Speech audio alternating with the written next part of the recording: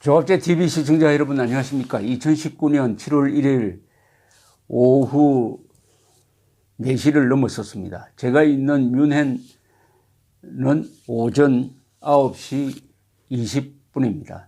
저는 뮌헨을 이번에 세 번째 방문을 해가지고 나흘 동안 머물다가 지금 비엔나로 가는 기차편을 지금 조정하고 있습니다. 비엔나와 뮌헨은 세계에서 가장 살기 좋은 도시를 다투는 탑 랭킹을 다투는 두 도시입니다. 인구도 비슷합니다. 뮌헨 인구가 약 150만, 그리고 비엔나 인구도 그 정도입니다. 그리고 두 나라는 굉장한 문화적, 역사적 배경을 가지고 있습니다. 비엔나는 한 600년 동안 신성 로마 제국의 핵심이었던 합스부르크 왕조가 다스렸고, 뮌헨 또한 바이에른 또는 바바리아라고 그러죠. 여기 독일 말로는 바이에른 왕국의 수도로서 한 800년 이상 이 왕가가 계속 이어왔습니다. 굉장히 정치적으로 안정되었던 도시입니다. 뮌헨, 비엔나. 그러나 느낌은 조금 다릅니다. 둘 다 독일어권이지만은 비엔나는 조용하고 품위가 있고, 그리고 거지가 없습니다. 저는 별로 보지 못한 게 아니라 한 사람도 보지 못했어요.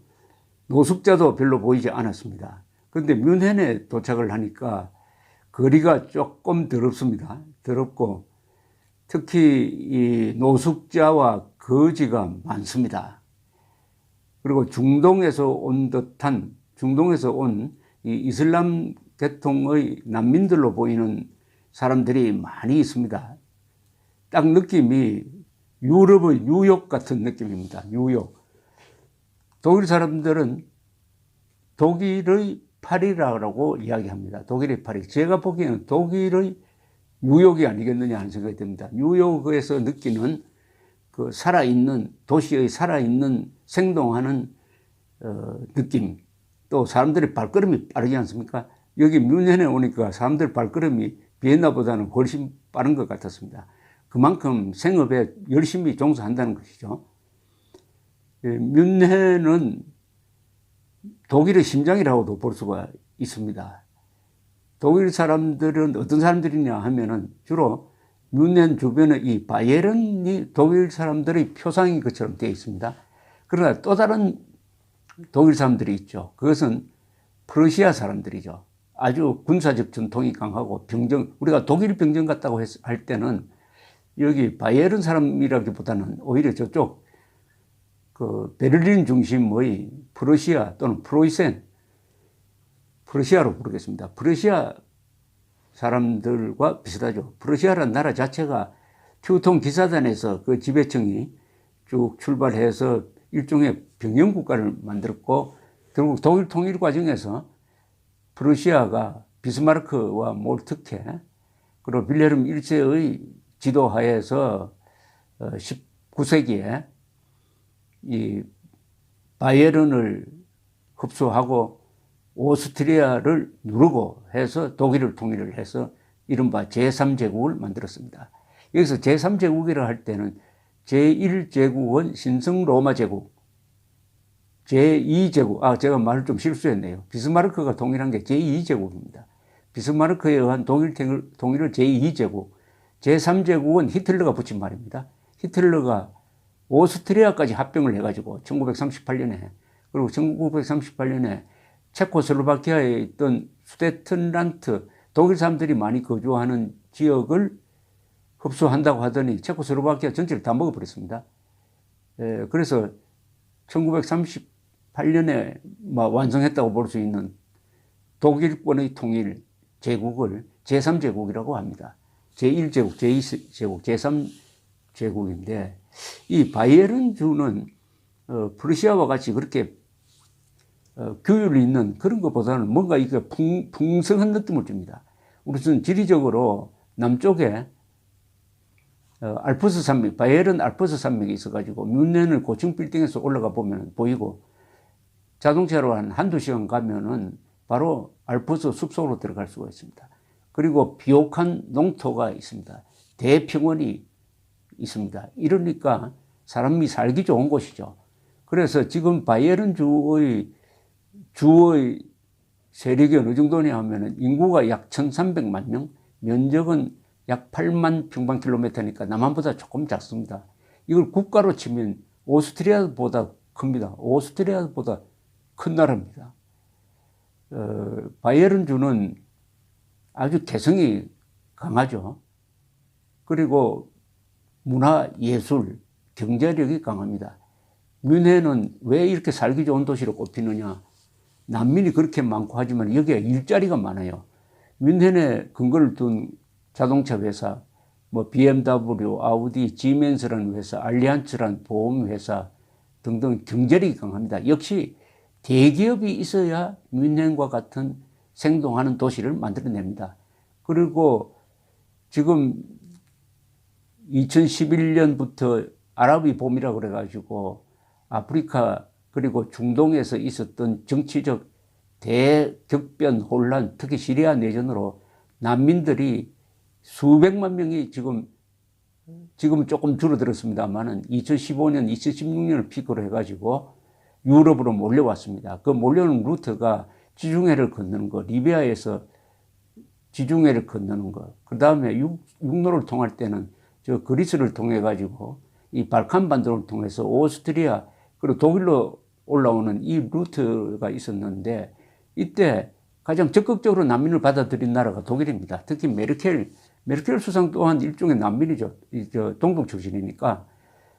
그래서 독일이 한 200만 명을 받아들였습니다. 한번 상상해 보십시오. 독일 인구가 약 8천만인데 단시간에 한 2, 3년 안에 200만의 난민을 받아들일 수 있는 나라는 그 굉장한 나라 아닙니까? 한국이 지금 200만 명이 아니라 2만 명의 난민을 받아들일 수가 있을까요? 무슨 국민들이 허용하겠습니까? 또 그만큼 많이 들어왔을 때 어떻게 관리를 하느냐? 200만 명의 난민을 받아들인 나라가 이 독일이다. 이게 바로 독일의 저력입니다. 그리스에서 무슨 금융위기가 일어나면 그걸 또 메우는 사람이 독일 사람이에요. 독일 사람은 1차 대전, 2차 세계대전 일으켰다는 죄를 가지고 이 유럽을 위한 봉사를 하고 있습니다. 일종의 젖소 역할을 하고 있어요. 유럽에서 문제가 생기면 독일이 해결합니다. 독일이 돈의 힘으로.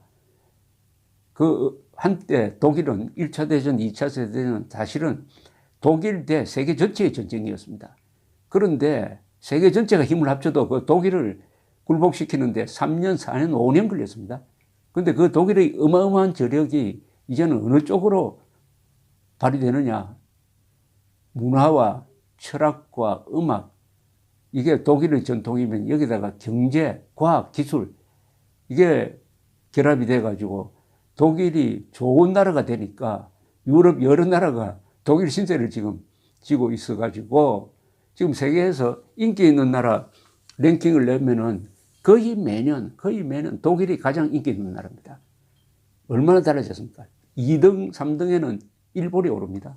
독일, 일본, 2차 세계대전의 원흉 전범 국가이면서도 이렇게 이미지를 바꿀 수 있었던 그 힘은 어디서 나오느냐? 가장 큰 힘은 저는 경제 발전에 있다고 봅니다. 남을 도우려고 하면 돈이 있어야 될 것 아닙니까? 일본도 지금 외국을 많이 돕고 있습니다.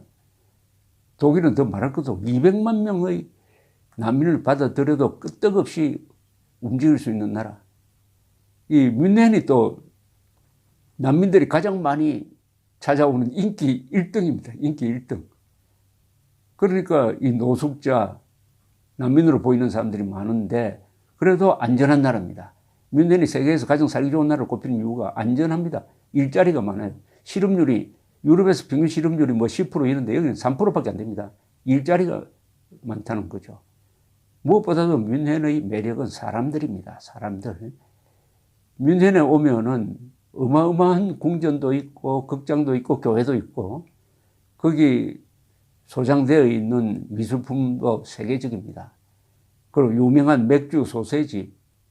그러나 무엇보다도 뮌헨을 생동감 있게 만드는 것은 다양한 인종 전시장 같아요. 뉴욕을 걸어가는 거하고 또 비슷합니다. 뮌헨을 걸어가면은 스치는 사람들의 얼굴이 다 다릅니다. 말도 다르고 여기서 독일 말 들리고 저기는 러시아 말 들리고 요새는 중국 관광객들이 많이 오니까 그 사람들이 비교적 목청이 높아요.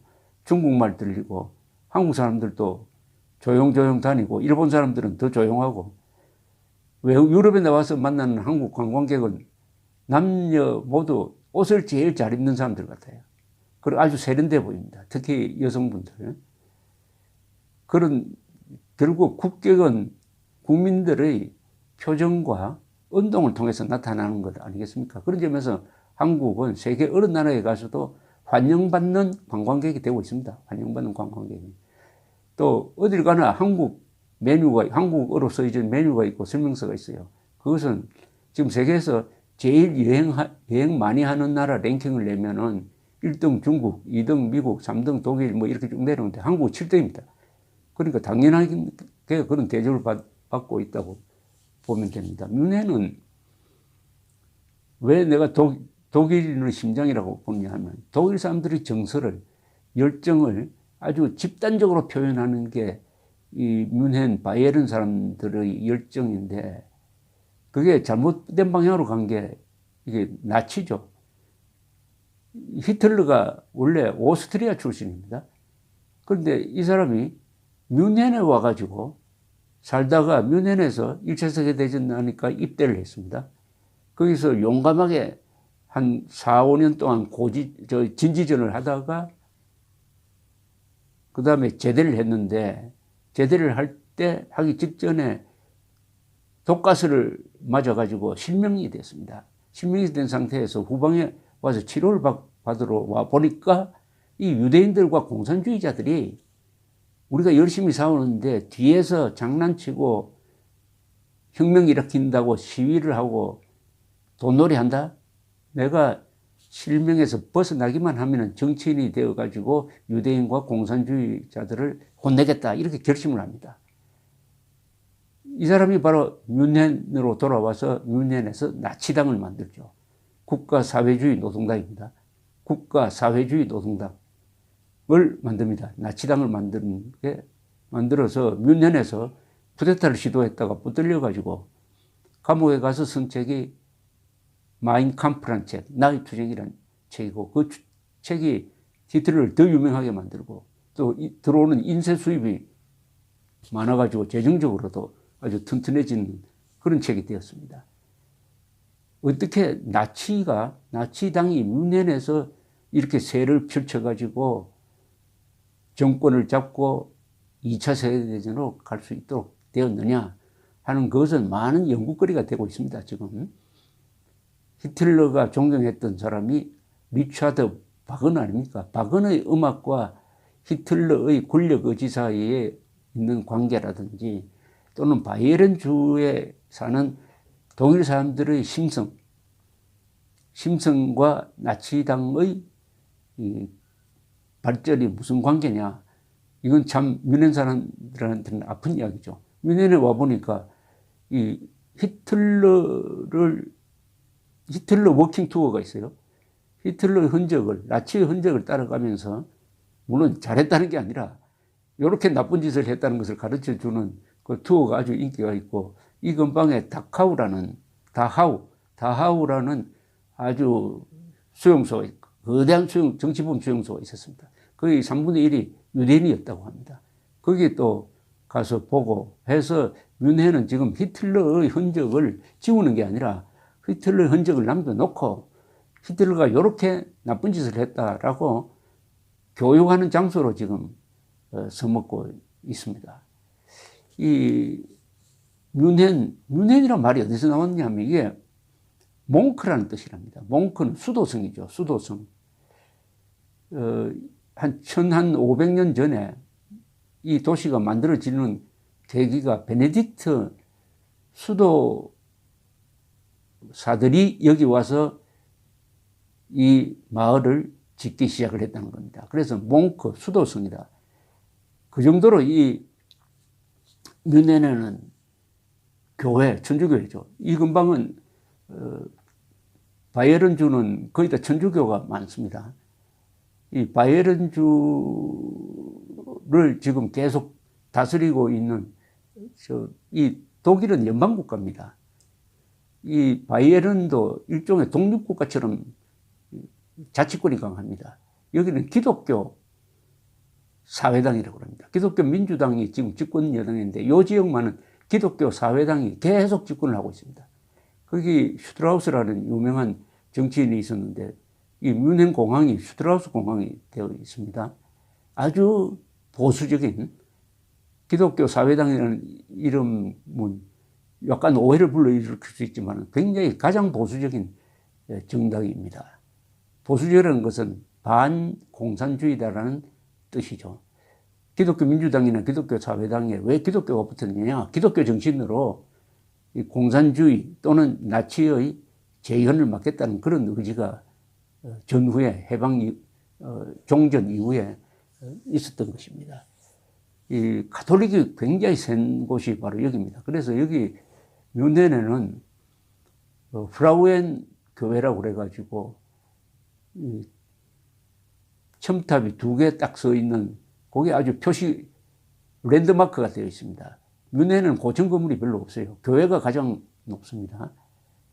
그리고 이 종교개혁 때, 종교개혁은 저 북쪽에서 종교개혁을 일으킨 사람도 독일 사람이고 그 종교개혁에 대항해서 종교전쟁을 벌린 30년 전쟁을 벌린 사람도 독일 사람입니다. 이 독일에서의 변화가 유럽 전체를 아주 뒤흔듭니다. 1517년에 있었던 마르틴 루터의 종교개혁서는 그 이후 한 150년 동안 유럽은 모조리 신교 구교의 피비린내 나는 내전 상태로 들어갔습니다. 그때 독일이 그 참화의 한복판에 있었습니다. 특히 1618년에서 1648년까지 독일을 중심으로 벌어졌던 30년 전쟁에서 약 800만 명이 죽었다고 합니다. 800만 명.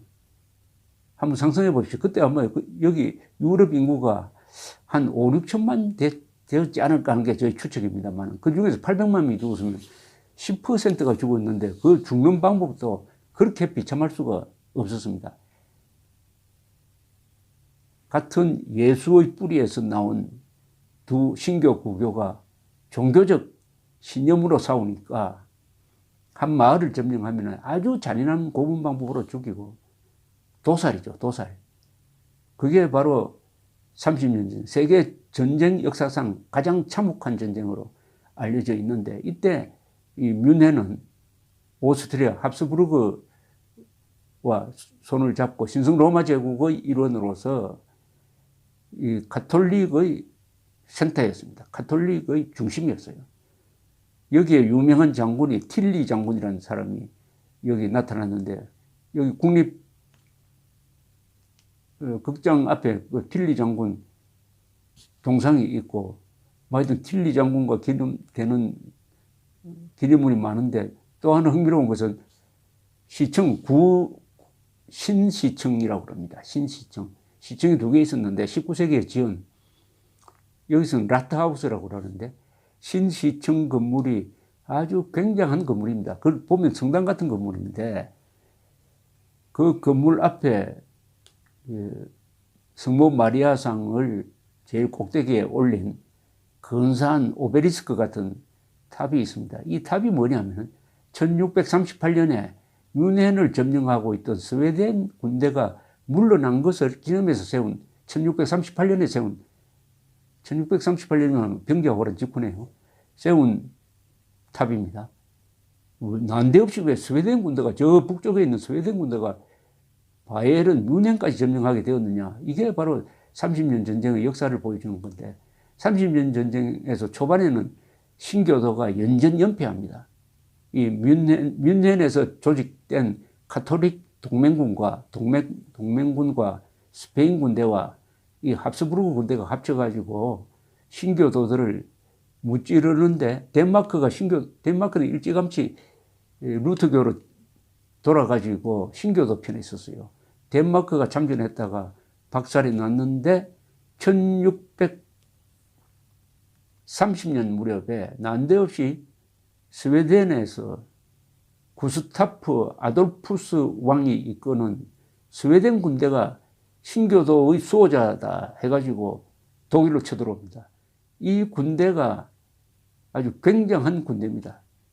즉 보병, 포병, 기병을 결합시킨 요새 군사제도의 원형이 바로 이 구스타프가 만든 군사제도입니다. 그래서 나폴레옹 이상의 군사적 천재로 평가를 받고 있는 사람이 신교도 편에 들어서서 수만 명의 스웨덴 군대를 이끌고 와가지고 1600입니다. 1631년에 아주 결전을 벌여가지고 가톨릭 군대를 무찌릅니다. 그 여세를 몰아가지고 뮌헨을 점령을 했다고 합니다. 그런데 뮌헨에서는 싸우지 않고 그냥 내줬다고 그래요. 그러니까 뮌헨이 이 찬란한 이 문화적 유산이 아마 불타지 않았던 모양이고, 흥미로운 것은 그때 그 구스타프한테 패전했던 틸리 장군을 여기서는 아주 영웅으로 모시고 있습니다. 틸리 장군은 그 직후에 전사했습니다. 이렇게 뮌헨을 중심으로 독일 사람들이 보여주고 있는 어떤 예술적, 문화적 이런 정서, 맥주로 대표되는 어떤 이미지, 이것과 나치가 서로 어떻게 연결되느냐. 물론 1차 세계대전 때 뮌헨에서 여러 가지 정치적 격변이 있었어요. 1차 대전으로 이 바바리아 왕조가 무너집니다. 독일이 프러시아 중심으로 통일을 했지만은 바바리아 왕은 그냥 왕의 명칭을 쓰면서 여기서 일종의 독자적인 권한을 약간의 독자적인 권한을 했지만 1차 세계대전 직후에 좌익들이 봉기를 해가지고 물러나고 한때 이 좌익들이 정권을 잡습니다. 여기에 대해서 또 군인들이 공산주의에 앙심을 품은 군인들이 또 진압작전을 펼쳐가지고 이 뮌헨에서 수천 명이 죽었습니다.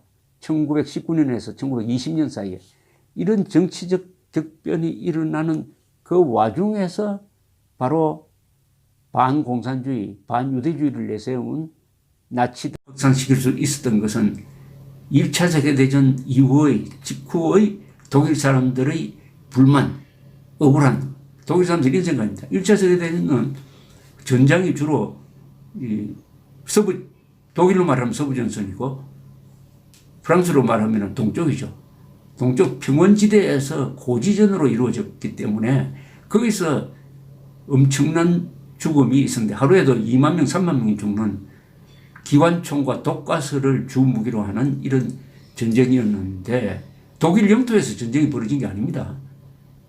그런데 1918년에 독일에서 후방에서 좌익들이 봉기를 해가지고 앞에서 잘 싸우는 독일군을 등을 찔렀다. 이렇게 해서 졌다 하는 억울한 마음이 독일 사람들의 마음에 있었어요. 그리고 프랑스는 보벌전쟁 때 진 보복을 하기 위해서 알사스 로렌 지방을 도로 가져가고 독일의 어느 영토를 점령을 하고 해가지고 독일 사람들의 자존심을 아주 성하게 했습니다.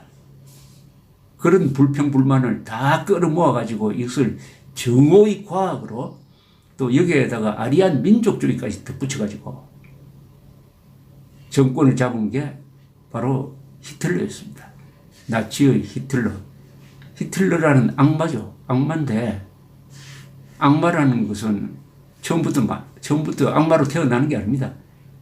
그런 어떤 환경이 만들어진 게 바로 히틀러인데 그래서 뮌헨은 히틀러라는 부담을 항상 갖고 사는 도시가 되었습니다. 그러다가 1972년에 하계올림픽을 여기서 주최를 했는데 이것도 검은 9월단이라는 이 팔레스타인 테러 단체가 들어와가지고 이스라엘 선수촌을 습격을 해가지고 서로 총격전이 일어나고 한 17명이 죽었습니다. 그러다가 세 사람의 팔레스타인 테러리스트를 체포를 했는데 이 팔레스타인 게릴라들이 루프트한자 비행기를 납치를 해가지고 서로 맞교환해가지고 다 풀어주고 말았습니다. 서독이, 당시엔 서독이죠. 그러니까 이스라엘이 화가 나가지고 골다 메이어 수상이 있을 때 암살단을 만듭니다. 모사드 중심으로 암살단을 만들어가지고 테러에 관계된 사람을 그 뒤 20년 동안 추적해가지고 수십 명을 다 죽입니다. 이스라엘식 보복이죠. 그것도 뮌헨에서 일어났습니다. 또 뮌헨 1938년의 뮌헨 협정에 의해서 체코가 그냥 지도상에서 지워져 버린다든지 하여튼 이 뮌헨과 세계사적인 사건이 항상 이렇게 서로 연결되고 있습니다. 이 뮌헨에서 여행을 하면은 일단 편해요. 왜 편하냐 하면 이 도심지가 옛날 우리나라하고 또 마찬가지로 사대문 해가지고 사대문 지역이라고 한정되어 있기 때문에 마리엔 광장을 중심으로 중요한 건물들이 다 모여 있습니다. 그러니까 거기에 가서 놀고 먹고 하는 이런 생활을 즐기는 이게 뮌헨 하면은 유럽 사람들은 즐기는 도시 뭐 옥토버 페스티벌 해가지고 옥토버 페스트라고 그러죠. 맥주 마시는 그런 즐기는 뮌헨 하면 하여튼 즐기는 여기 또 바이에른 FC 바이에른 뮌헨이라고 유명한 축구팀이 있지 않습니까?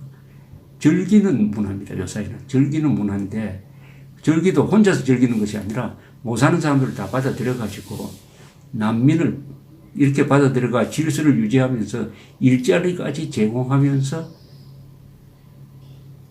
즐기기도 하니까 랭킹 비엔나와 랭킹 1위를 다투는 도시가 되었다. 나중에 비엔나로 돌아가서 또 그 다음에 비엔나 이야기를 좀 해드리겠습니다. 감사합니다.